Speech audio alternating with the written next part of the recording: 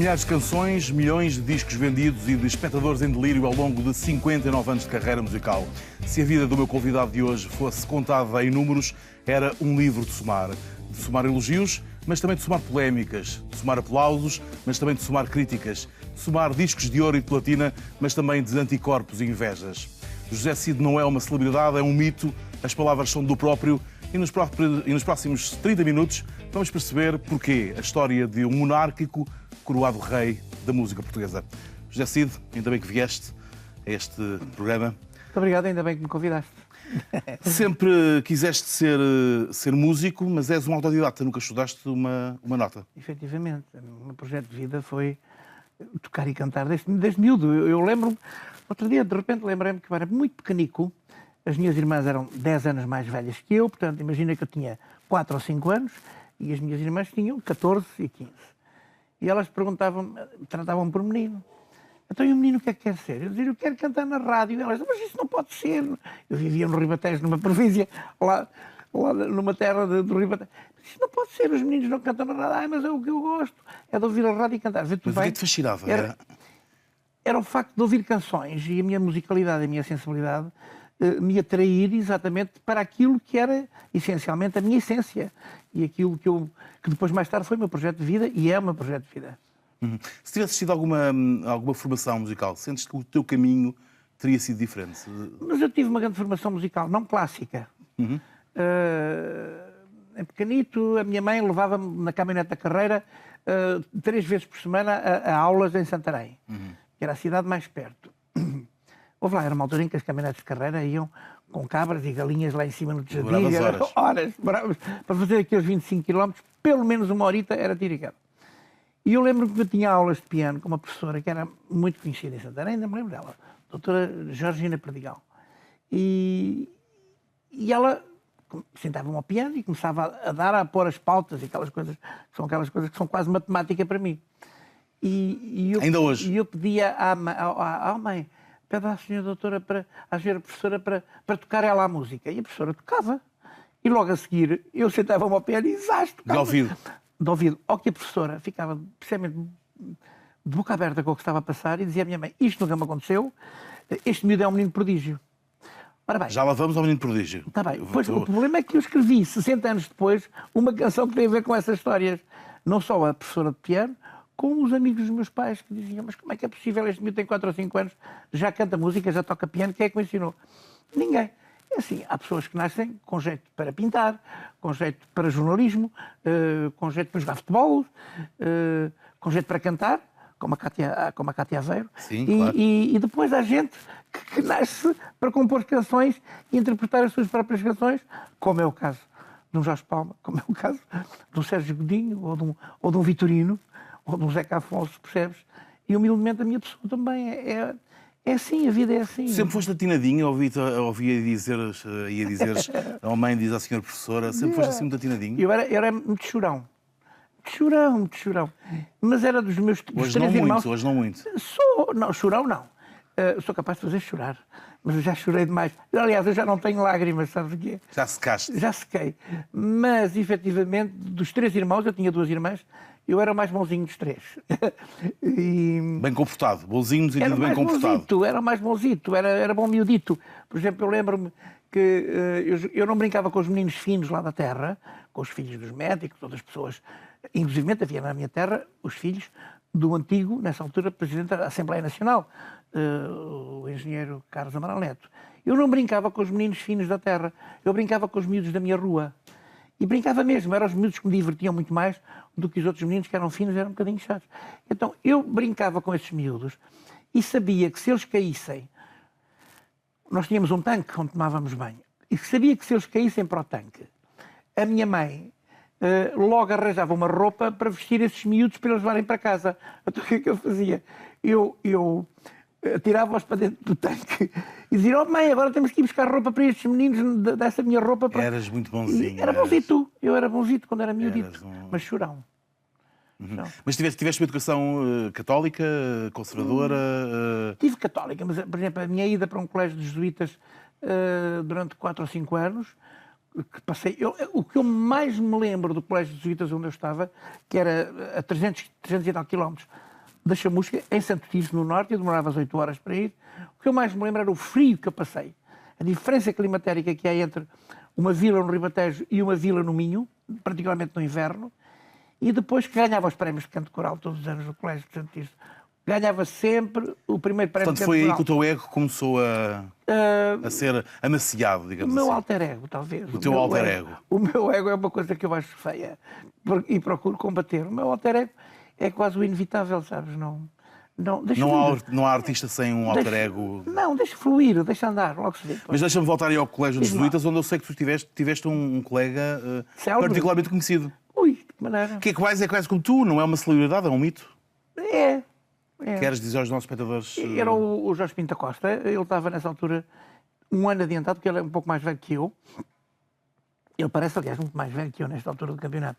Mas nessa altura ele era 1 ou 2 anos mais velho que eu. Eu vou fazer 73, ele tinha, pá, 2 anitos ou 3 mais que eu. Eram de caixinhas. E passava o dia a fazer queixa de nós aos seus padres. E pronto, era um menino bonito dos seus padres, como deves imaginar, que aquilo era uma espécie de Gestapo que havia naquela altura ali. Mas, de resto, depois cruzei-me com ele várias vezes. Muito competitivo já na altura? Não, eu era mais desportivo que ele. Eu sou professor de ginástica, praticamente. Ele era um bocadinho um menino de pãozinho de leite. Eu era mais miúdo que jogava futebol e que jogava às escondidas e que andava com os outros na brincadeira e que corria imenso. Era muito rápido. Aliás, mais tarde fui quase um corredor de 100 metros. Percebes? Agora tem que ser um corredor de maratona.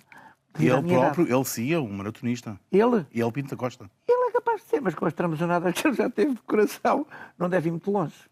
Pelo menos é capaz de passar o quarteirão, o primeiro quarteirão Muito lá bem. Zé, falaste há um bocadinho do menino prodígio, que é justamente... Não leves a mal interromper. Tão bem, Não levo nada. neste caso, o treinador do Benfica, agora que o Benfica tem menos que fazer, porque já saiu da Europa, saiu das taças todas, para lá, é a altura dele começar a aprender português. Umas boas lições de português para o treinador do Benfica, que é o nosso melhor treinador. Mas estás a candidatar-te? Não. Nem pensar, não tenho pachorra para isso. Tem mais que fazer. Mas eu acho que ele, com o tempo que tem, assim como o Pinto da Costa, tem tempo para, enfim, para controlar as coisas e ter namoradas mais novas, o que eu acho complicado, são competições que não se pode ter aos 70 anos. O treinador do Benfica, que é o melhor treinador A voz da português, experiência que fala. eu digo isto porque eu acho neste momento que ele é mesmo o melhor treinador, um dos melhores treinadores do mundo. Se ele falasse um bocadinho melhor português, e tem tempo agora, é esta temporada que ele vai ter tempo, o Benfica já deve ter ganho o campeonato, deve ter tempo para aprender a falar português. Era uma boa, Portanto, era um bom conselho que eu dava. tu revolucionavas o futebol português, num instantinho. Não revolucionava nada. Eu acho que o futebol português está muito bem, está bem entregue. Tenho pena que as grandes equipes tenham que vender os seus jogadores, os seus gigadores, para equilibrarem enfim, os seus orçamentos, que só já compro por ela fora muito desequilibrados. Eu também faço um desporto em que eu sinto isso, porque eu fui praticante de hipismo e até cheguei a fazer alta competição. Terminei há 2 anos. Os grandes cavaleiros portugueses, quando têm um bom cavalo, que se bate a nível internacional, o que é muito difícil neste momento, vendem-no. Isto é, ficam em gíria apiados. Que é o que acontece às boas equipes portuguesas. Que é quando formam os jogadores, quando rentabilizam os Assim que jogadores. têm, lá se vão eles embora, brilhar para outros países. E é uma característica que nós temos portugueses, é que lá fora somos bestiais. Eu gosto muito de futebol e, portanto, posso ficar contigo a falar de futebol durante mais alguns minutos, se quiseres, mas voltamos à música. Eu joguei futebol, era ponta esquerda, mas... Eu nunca joguei. Mas podes começar a jogar, fazia-te bem. A qualquer momento, achas que há um Cristiano Ronaldo em potência em mim? Pode ser que... Há potencialmente uma pessoa para estar na primeira fila a aplaudir. Muito bem. Cristiano Ronaldo. Já não é mau. Já não é mau. Voltamos à música e ao menino prodígio de que falavas há bocadinho. Tu, de facto, eras mesmo um menino prodígio. Em 1972. Era um bocadinho. Gravaste na Valentim de Carvalho, vendeste com o teu 20 anos 100.000 cópias, que era uma loucura na altura. Mais que a Amália, Quer dizer, mas o vender também não é um... Era na altura e é agora, porque agora então isso é impossível. O vender não é um alibi para uma carreira. O Zeca Afonso não vendia muito. A Amália também não vendia muito. Os Chutes Pontapés não é tido como uma banda que venda muito e, no entanto, são carreiras muito sólidas. Eu tive um período em que vendi realmente muito. muitíssimo. Era de longe o cantor na Valentim Carvalho que mais vendia. O que me valeu alguma animosidade de algumas pessoas que estavam habituadas a controlar. Mas eu também nunca quis controlar nada, eu só quis fazer aquilo que gostava. Vendia porque sim, eu costumo na brincadeira dizer que vender não é um alibi para uma carreira, porque o detergente também vende, percebes? O detergente vende imenso e não deixa de ser detergente. Vai poluir os ribeiros, vai poluir os rios, vai poluir a atmosfera, mas vende, porque é preciso. Vender nunca foi muito o meu objetivo. O meu objetivo foi sempre fazer canções que eu gostasse e que eu me apaixonasse por elas. Isso podes ter a certeza. Mas houve uma época em que vendeste de facto muito, depois houve outra época de algum caso e já lá vamos a ela. Apesar de teres feito mesmo nessa época, e estamos a falar agora nos anos 90, uma época em que estiveste mais apagado do ponto de vista mediático, apesar de teres feito, quanto a mim, alguns dos teus melhores trabalhos que não venderam. Finalmente há alguém que me diz-me. Não, acho mesmo. Mas já lá vamos a isso. Eras um cantor que vendias muito, mas os teus discos passavam não tanto na rádio como tu gostarias. Pois.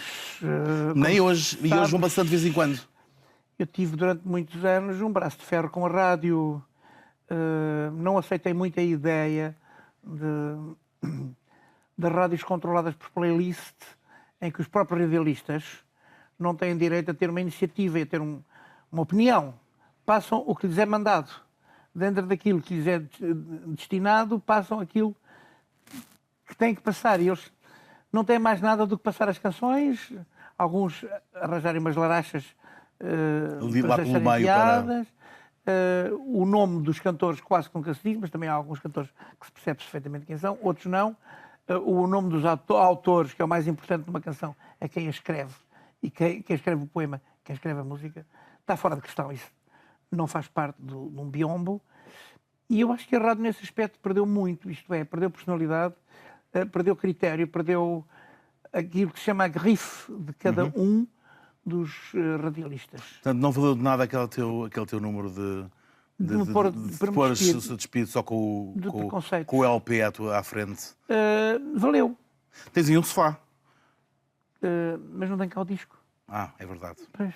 Se calhar ainda valia a pena, nesta altura, com a rádio no estado em que está. Segundo o que dizes. As palavras são tuas. Segundo o que dizes, eu acrescentei segundo o que dizes. Se calhar ainda valeria a pena fazer um número idêntico. Ainda tinhas.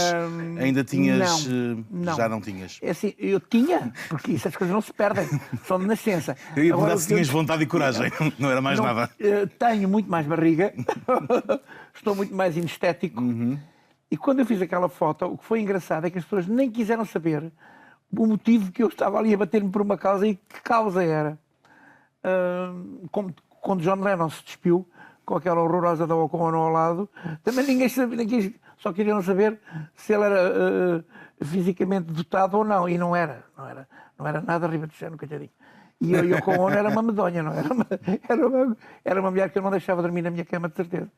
A verdade é que ninguém reparou que eu me estava a bater por uma causa e toda a gente veio-me dizer que eu estava nu. E eu não estava nu. Estava despido de preconceitos. Isto é-me a bater por uma causa. Tinhas um LP. Um LP. Porque na altura era LPs que se vendia. Se fosse agora com CDs ou MP3, estavas... O LP eu precisava de um LP. Eu uma vez peguei-me com o Miguel Esteves Cardoso. Agora o vinil está de volta, portanto. Sim, disseste... Dizer, olha, eu tapei-me com um LP, tu se calhar com uma esferográfica dava.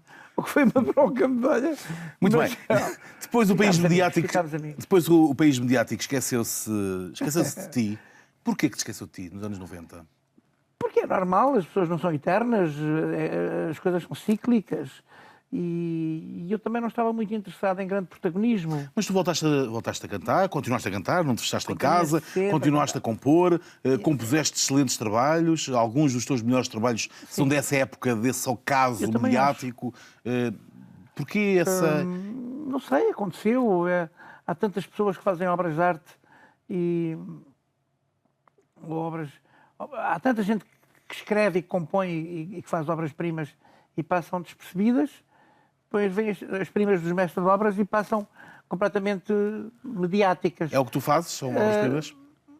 Algumas fiz. Eu não sou perfeito, fiz algumas coisas. O meu melhor é do melhor que é na música portuguesa. Eu tenho a nítida noção. Isto é sem falsas modestas. Eu percebo isso. Aliás, uma frase tua... Não interessa as frases. O interessa que eu... Há muitas polémicas tuas. O que interessa é que eu fiz, no antigo regime, 28 canções censuradas pelo regime, o que daria um duplo álbum fantástico, com canções fantásticas, que nunca a editora que detém essa obra pensou em reeditar. Vá-se lá saber porquê. Depois do 25 de Abril, eu não me achei na necessidade de impor às pessoas aquilo que elas tinham que pensar. E pouco, com o fade-out desta República, a falta de visão que estas últimas repúblicas têm sobre Portugal, eu conheci algumas pessoas neomonárquicas, interessantíssimas, cultas, com visão estratosférica do nosso país. E apaixonei pela ideia de uma nova monarquia progressista. Não de uma nova monarquia pelos privilégios que os reis davam nas idades médias, mas sim por novas monarquias copiando modelos como, por exemplo, no norte da Europa, que são os países menos corruptos, são os países mais culturais, com melhor nível de vida e melhor também para os pinguins viverem, percebes? Porque nós ao menos podemos desfrutar disso tudo que eles não têm. E tendo esse handicap de não terem sol, percebes? Mesmo assim conseguem ser países com sistemas políticos mais perfeitos. Não há sistemas políticos perfeitos. Todos são perfeitos, todos são imperfeitos, quando mal interpretados. Até prova em contrário. E nós temos sido mal interpretados, em minha opinião. E eu conheço essa pessoa extraordinária que se chama Dom Eduardo de Bragança, que é um homem culto, é um homem interessante. Dizem-me, mas ele... Sim, está bem, tem uma certa falta de coragem, mas se fosse rei e se soubesse gerir para algumas pessoas que estão à volta dele, particularmente pelo filho dele, já é um rapaz de 19, 20 anos, interessantíssimo, que escreve, muito bem acompanhado pela sua mulher, eu acho que ele daria um rei, no mínimo, 95% melhor que qualquer rei que nós tivemos até hoje. No dia em que o rei fez anos, houve arraial e foguetes no ar, o vinho correu à farta e a fanfarra não parou de tocar. Ainda acreditas, aos 72 anos, que a fanfarra pode tocar? Olha, sei lá, pode sempre. Olha a fanfarra grega agora. Uma fanfarra, não é? E que fanfarra? Tomem lá uma batata quente, senhores, os donos do mundo. Tomem lá uma batata quente agora para as vossas mãos. Como é que vocês vão resolver? O que eu achei piada nisto tudo é que a direita grega, com a qual eu não devo poder pactuar, se for lepenista ou qualquer coisa, a mim não me interessa nada, porque nós, monárquicos progressistas, gostamos daquilo que é nacionalista e que protege o povo, mas verdadeiramente o povo, sem usar a palavra povo indiscriminadamente de qualquer maneira. É mesmo. Se eu fizesse um partido, ou se eu estivesse à frente de um partido, eu nunca faria um partido que estivesse a ter a ver com a esquerda ou com a direita. Teria que ser um partido que estivesse por cima, para teorizar e para imaginar, e depois por baixo, para proteger. Porque é tão triste ver as pessoas tão desprotegidas neste país e tão indefesas e não acreditarem naquilo que ouvem, percebes? E desmoralizadas.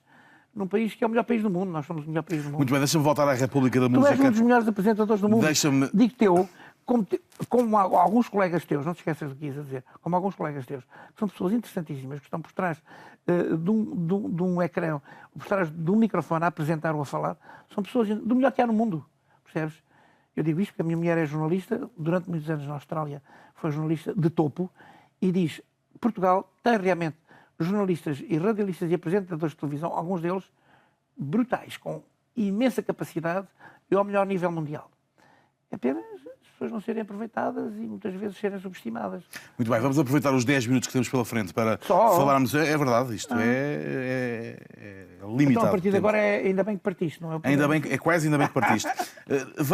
Tal como desapareceste mediaticamente, de repente veio o Maxime, vieram os concertos do Campo Pequeno, eu estive em ambos. Eu e o Max Sargent, de resto chamaste o Max Sargent no Maxime para cantar um bocadinho contigo. E de repente houve qual Fênix renascida, o Cid renasceu das cinzas também. Até em festas de Câmaras das Fitas, tu voltaste a ser requisitado. Logo no Maxime, lá abaixo, aos camarins, desceu o David Ferreira e o Luís Montes. Que se viraram para mim e me disseram assim: nós não sabíamos que você cantava assim ao vivo. Eu já tinha o tempo de perceber e tempo para ter ouvido, mas não. Eu canto ao vivo, eu sou um cantor ao vivo. E esse é o meu segredo. Aqui faço concertos, disparo 20 ou 30 canções, sem grande conversa. E és empolgante, é verdade. Aqui vou eu, ajudem-me também, cantem vocês, a minha vozita está cá, tenho normalmente uma super banda para tocar comigo, e tenho mesmo. Vamos a isto. O teu primeiro concerto no Campo Pequeno é de facto memorável. Todos. O primeiro regresso é memorável. Eu faço 7 anos consecutivos no Campo Pequeno, com o Campo Pequeno sempre cheio e ululante. Este ano vou fazer o Mel Arena, a convite do Jaime Fernandes e da direção do Mel Arena. Pela primeira vez, um cantor é convidado para ir ao Mel Arena, não pagando o aluguer do Mel Arena. É convidado porque eles querem que eu vá lá. Isso é muito bom. Mas eles também me viram no próprio Mel Arena, há 3 anos, dar uma ratada no Júlio Iglesias, coitadinho, Júlio Iglesias, parecia um cantor ali suburbanito, coitadinho. Não canta ao vivo ao meu nível, mas é que não canta mesmo. E o que aconteceu é que eles viram isso. Estavam lá 20 mil pessoas. Tu próprio disse que se o Elton John tivesse nascido na Chamusca... Pois, sem o Bernie Taupin e sem o Paul Buckmaster, era complicado. E uma criança adotada na Chamusca não era feliz. Percebes? Portanto, se o Júlio Iglesias também já esteve aí. Mas eu depois conto nos bastidores, agora não posso contar. Se o Júlio Iglesias tivesse nascido em Gondomar ou em Santo Tirso, também não tinham tido a carreira que teve. Não era complicado para eles. Era complicadíssimo para eles. Não, temos muitos cantores em Portugal a cantar muito bem e, acima de tudo, gente a compor muito bem. Nós continuamos a ser um país de poetas. É pena que a poesia não seja compensada a esses níveis. Disso, eu já ouvi dizer hoje por aí que a poesia não vende. E o sonho não vende. Mas eu acho que poderia vender. Isto é, se houvesse um país que se preocupasse mais com o lado cultural das novas gerações e das outras gerações todas e que proporcionasse a cultura de uma forma simples, direta, bonita, nacionalista, o sonho ia vender mais. No final de 2014, tu disseste numa entrevista ao Jornal Sol, não sou uma celebridade, sou um mito. Isso era o teu ego ou o teu alter ego a falar? Não, é tudo, é verdade. Ouve lá, uma celebridade é a Lili Canessas, desculpa lá, ou o Zé Castelo Branco. Eles dizem que são. E eu não sou uma celebridade dessas. Fiquei uma pessoa que enche 7 campos pequenos consecutivos, com 70 anos. É um exemplo a nível mundial único. Que grava o meu próximo álbum, Menino Prodígio, não percam. É um álbum... É para já, não é? Brutal, já. É um álbum brutal. Aos 70 anos não se canta assim, não se escreve poesia assim, não se toca assim. Portanto, eu acho que isso é mitificar um pouco a minha vida. Achas que Portugal reconheceu o teu mérito? Sem dúvida, particularmente o público. Eu faço 30 ou 40 concertos com dezenas de milhares de pessoas à minha frente a cantar comigo. Mas como sabes, há outros cantores que também têm muitos espectadores ululantes à sua frente. Alguns deles alugam caminhonetes de carreira Mas há carreiras assim. Há carreiras assim. Há carreiras sem carreiras. E há carreiras assim. Alugam-se, faz-se marketing e depois diz-se que é cantor. Então vamos chamar as coisas pelos seus nomes. Achas que Tony Carreira é um fenómeno de marketing? Não, eu falo de Tony Carreira porque tu publicamente já várias vezes criticaste... Eu gosto dele como pessoa, eu não gosto dele a cantar, não gosto das letras. Mas achas que é um fenómeno de marketing? Não gosto das letras, não gosto das músicas, que não são nada originais, que é para não lhe chamar outra coisa. Ele não canta nada, tu nunca vês o Tony Carreira a cantar ao vivo numa televisão. Ele não canta, percebes? E esse produto de marketing, eu tiro-lhe o chapéu... Mas porquê é que as pessoas gostam tanto dele? Porquê é que ele vende tanto? Porque Nossa Senhora de Fátima ainda não revelou milagre e, no entanto, toda a gente vai a Fátima. O que é que tu queres? É Portugal? Zé, assim. faltam-nos 6 minutos. Mas depois há o outro lado das pessoas que são interessantes e interessadas e que vão atrás daquilo que é bom.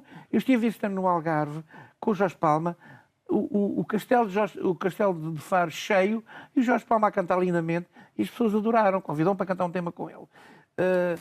Eu tenho visto coisas que são brilhantes pelo outro lado, isto é, há sempre alternativas, só que têm que dar alternativas.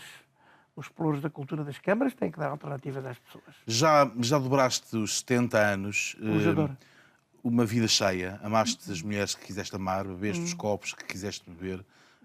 Beber não, que eu não bebo álcool, mas pronto. Os copos de água, cantaste as músicas que compuseste e que quiseste. As mulheres que eu amei nunca me amaram. Tem piada. Finalmente encontrei a mulher certa. É uma mulher que me ama e eu sinto-me amado, protegido. É uma longa história que vem de há 40 anos atrás. É verdade. Em Melbourne, na Austrália, e encontrei finalmente a mulher... Porque todas as mulheres mais importantes da minha vida e que eu amei... Tu, aliás, dizias uma coisa inacreditável, que e mesmo era... eu digo isto, quando eu digo isto, digo mulheres, não as mulheres com quem eu me deitei na cama. As mulheres da minha vida nunca me amaram como eu as amei. Tu tens uma frase... Eu falo da minha mãe, falo da minha primeira mulher e falo da minha filha. Percebes? Finalmente tenho um neto que me ama também. Tinhas uma frase inacreditável, que é: a única mulher indispensável da minha vida é a minha mulher a dias. Pois foi. Eu, quando me separei da terceira vez... É uma coisa vez, muito simpática de se dizer. A mulher a dias é uma pessoa adorável. E faz-me falta. É a mesma há muito tempo? É, completamente. Eu não despeço pessoas assim. E é uma pessoa adorável. Dona Arminda vai uma vez por semana à minha casa e é completamente imprescindível. Só que eu agora encontrei uma pessoa na minha vida que é completamente imprescindível, que é a minha mulher atual, que é a tua colega, é jornalista, é pintora. Peço o favor para irem à net ver a pintura de Gabriela Carrascal, uma extraordinária pintora. Toda a vida pintou na Austrália como pintora de topo, usando a sua pintura para objetivos solidários. Está neste momento na Figueira da Foz, numa grande exposição, com grande êxito, e estou muito feliz, estou muito bem. Obriga-me a fazer dieta, perdi uns quilitos já. Isso é bom. É ótimo. A propósito dessas frases polémicas, dessas botadas que tu vais dizendo e que foste pontuando a tua vida ao longo delas. Como diria o Mário Soares, uma botada. Exatamente. Nunca te preocupaste muito com aquilo que os outros pensavam de ti? Podes, acho que temos tempo. Por causa da botada. As criadas antigas das tias velhas de Cascais, não, minto, as criadas antigas das tias velhas de Lamego disseram assim: minha senhora, o Dr. Mário Soares fala também francês, que até nós percebemos.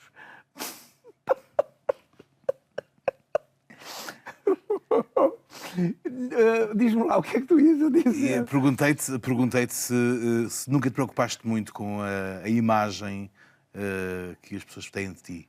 Eu tenho ótima imagem. A minha imagem é a verdade, não é crua. Eu sou assim. Sou assim aqui e sou assim no palco. Estás a ver? Não. A minha imagem é esta. Eu sou genuíno, sou verdadeiro. E quando eu contesto, não estou a contestar, estou a constatar. Estás a ver? E quando contesto e quando não estou de acordo, indico uma saída. Percebes? Eu não digo mal por dizer, ou não digo assim por dizer. Eu tento dar a minha saída e dar a minha ideia do que é que seriam as coisas se não fossem assim como eu não gosto. Percebes? Portanto, eu sou assim. E é por isso que as novas gerações gostam muito de mim, sabes? Eu sinto isso. As novas gerações têm grande apreço por ter sido. Daí, como tu dizes, eu vou cantar às latadas, às sessões académicas, às queimas das fitas, ando por aí, percebes? Com o maior dos êxitos. Achas mesmo que terias sido um bom Ministro da Cultura? Eu tenho muito mais perfil que estes todos que não têm lá feito nada, aliás. Estes não têm feito nada, portanto... estás a ver? Eu acho que a ideia era dar uma chance a alguém que fosse culto. O Carlos do Carmo será um belíssimo Ministro da Cultura. Por exemplo, o Manuel Alegre no Partido Socialista. Porque não? Eles sabem o que é preciso para dar uma volta ao país acultural. Daí depois a invasão da tal música que nós já aí falámos, que as pessoas pensam que aquilo é música, mas não é. Para além de não ser original. Acho que sim, que dava um belíssimo Ministro da Cultura. Daria Eu gostava de pertencer a um partido que não fosse uma pessoa a mandar. E que fossem 12 pessoas, tipo como uma tábua redonda. Estás a ver? Um monárquico, isso é um discurso muito progressista, de facto. Mas eu sou um monárquico progressista. Eu não... Por exemplo, isso não é progressista, é um monárquico muito progressista. Eu sou representante de vários títulos e nunca os disse a ninguém, nem estou interessado. Mas queres recuperá-los? Não quero, já estou recuperado, sou eu. É o meu nome. E não estou interessado em atirá-los à cara das pessoas. Eu acho que as pessoas, quando são, naturalmente, estás a ver? E o que é que acontece? Eu seria uma das 12 pessoas numa tábua redonda que não decidisse por uma única cabeça, mas que decidisse por unanimidade, dentro dessa tábua redonda, houvesse ou não acordo entre todos. Eu acho que esta coisa de só uma pessoa a mandar num partido e um partido único com uma pessoa à frente é quase um novo sistema ditatorial e eu não vou muito por aí. Há uma ditadura à qual não podemos fugir, que é do tempo. Pois é, José Cid, gostei muito de ter aqui. Eu posso dar uma frase? Podes. O tempo resolve tudo, menos o tempo a passar. É uma verdade. É mesmo. Ainda bem que vieste. É minha essa frase. Obrigado. Ainda bem que vieste. Yeah. A história de uma língua afiada com 72 anos, José Cid, os sons sou língua e afiada. os tons de uma Não vida sou repleta de língua êxitos afiada. e de polémicas. Sou Deixamos língua essa afiada. discussão para depois das fecharmos as câmaras. Não sou. Já sabe, todas as semanas é assim na RTP Informação, conversas descontraídas com gente que tem histórias para contar. Dentro de 8 dias voltamos a marcar encontro e eu conto consigo.